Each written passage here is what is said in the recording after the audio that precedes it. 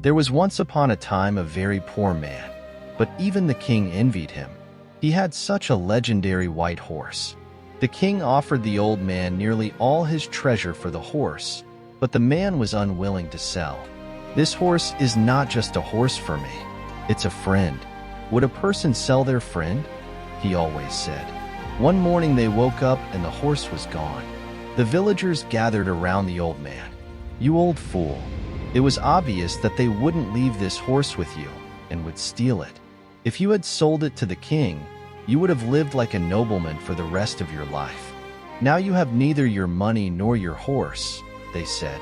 The old man replied, "Don't rush to judge. Just say the horse is missing, because that's the truth. Anything beyond that is your interpretation and judgment. Whether the loss of my horse is a misfortune or a blessing, we do not know yet, because this is just the beginning. No one knows what will come next." The villagers laughed at the old man, but within 15 days, the horse suddenly returned one night. It turned out it hadn't been stolen. It had gone to the mountains on its own, and while returning, it brought 12 wild horses from the valley. The villagers gathered around the old man to apologize. "Father," they said, "you were right. Losing your horse wasn't a misfortune, but a stroke of luck for you. Now you have a herd of horses." "You are rushing to judge again," said the old man. "Just say that the horse has returned. The known truth is only this. We don't yet know what lies beyond this. This is just the beginning. How can you form an opinion about a book by reading the first word of the first sentence?" This time, the villagers didn't openly mock the old man, but thought to themselves, "This guy is really crazy." Less than a week later, the old man's only son, while trying to tame one of the wild horses, fell and broke his leg.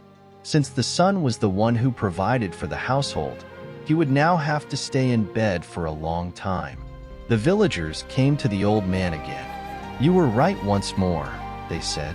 "These horses were the cause of your son's broken leg. Now, there's no one to take care of you. You are poorer and more miserable than before." "You are obsessed with rushing to judge," answered the old man. "Don't be in such a hurry. My son broke his leg. That's the truth. Beyond that is your judgment.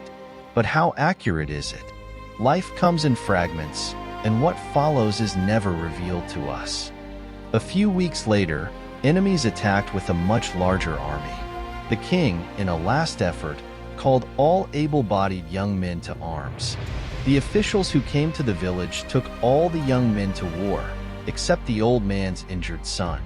The village was engulfed in sorrow because there was no chance of winning the war, and everyone knew that those who went would either die or be captured and sold as slaves.